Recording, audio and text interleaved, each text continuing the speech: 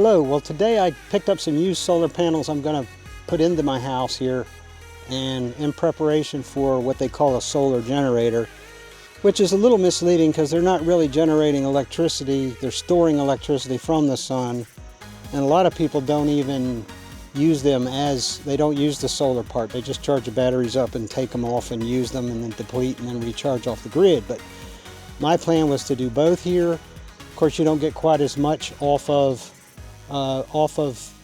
solar as you would off the grid, obviously, but it may take a little longer, but that's the plan. So I'll walk you through this stuff in phases here.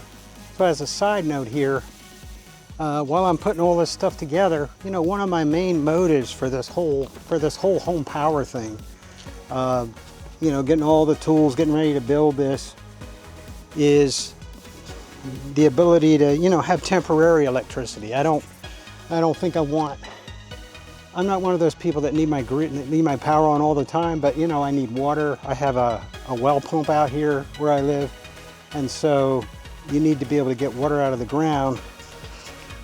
So I found a couple of 2x10s, and I think that might give me my angle, because like if I lay it up on the end and then make the bottom out of one of these, then I think that might bring my angle up to close to the angle between 15 and 40 degrees.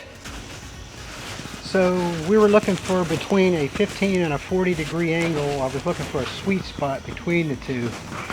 And here, as you can see, we're at about 20, roughly 20. I could probably make it a little more by putting some shims under there. I could get it up at a little more of an angle. And I'll probably have to build 2 of these, I'm thinking, to, you know, use all my panels. And I want to have a way to drag it around the yard, so I'll probably put wheels on this, and so I can get it in the ideal location or move it or whatever. But there are a few drawbacks to a design that's this close to the ground. Obviously, if you get a snow that's over a few inches, it's going to cover the panel. It's going to lay on the panel, and that won't be good for the electrical stuff. And I'm guessing that's why you don't see a lot of these this low to the ground. You know, they're up off the ground, away from the rodents and away from things that could harm them. And especially like if you again, if you have snow, you want them to be up off the ground. So I'm counting on being available to shovel around, get all the snow off of this, but it's also going to make a nice house for a rat or a mouse or something if you put these across. So I don't know. I'm still looking at my options.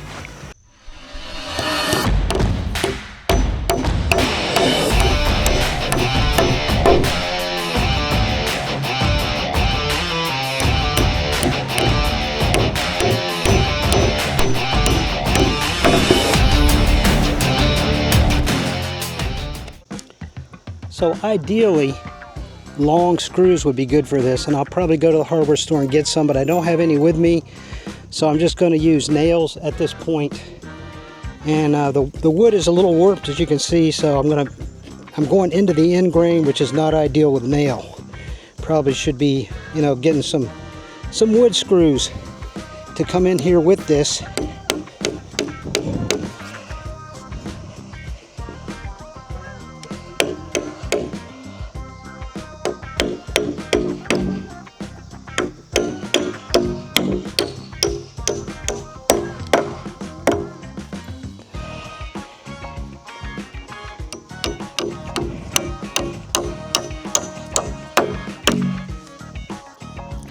So none of this is really rocket science, but it's just simple making sure everything's squared up. So this was off square, so I had to pull it in. And if you pull in all 4 corners, you've got a square box. I'm putting a few braces around the corners just so that if this gets drug around the yard on wheels, it doesn't torque it and bring it out of square. So I cut some little wood blocks here that you can see laid up against, and I pre-drilled with a drill bit so that we could go right through without splitting our wood up.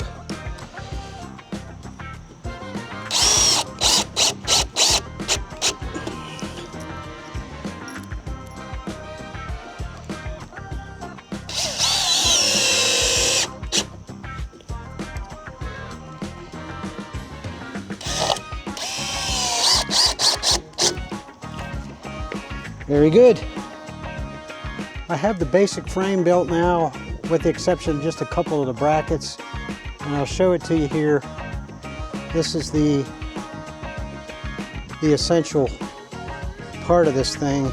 Now, it was a 16-foot 4x4, which only left me about 5 foot 1 inch, so this one is short. It's not really providing a whole lot of support, but I figured I might as well use it. And then once I sturdy it up on the corners a little bit, we should be pretty good, because I already have these brackets in, these little side brackets. And it's not like you're going to drag this thing around the yard all day long. It's just, you know, you're going to put it somewhere and leave it there. So here's the rough layout. We have about a 20-degree angle on these. And of course you can see they're in the shade, so I'm going to have to probably drag them down there a little more in the sun, and the plan is to build 2 of these.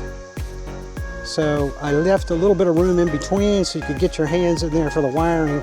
And of course the panels will come back off while I'm doing all that underneath there. I've got to figure out if I'm doing a series or a parallel run. There's a modification you can get for my Bluetti that allow me to put in more than 2,400 watts in solar, but unfortunately the way it comes, it's only going to be able to take 2,400 watts. And this maximum will be 2,000 watts, but I don't think it'll ever get there even on a good day, so it's well under the required limit. And we should be good. So next step is to do the wiring. So I remembered I had these in my shed from a long time back. I built something a long time ago, and they've just been laying in there. I bet they've been laying in there for 10 years. I don't even remember what I actually built. I think it was when I put my porch around the house. And these are meant to, you know, lag up, but they're pretty long. They'll actually work out really well for this. I'll show you what I mean. Because, you know, I can use them. They'll go all the way through. They'll go all the way through here. I could put a few in here, hold that down. And then the nails are just not adequate. 16 gauge nails or whatever, 16 penny nails are not going to work to hold heavy lumber like this. So that's my next plan, is to put a couple holes in here, drive these really tight with these heavy lags, and then things won't be going anywhere. At least not, you know, without a lot of force. So here's the second one. Got them both built. And this is heavy. I mean, I tried to just lift the corner on one of these, and it was probably more than one guy ought to try to do by himself.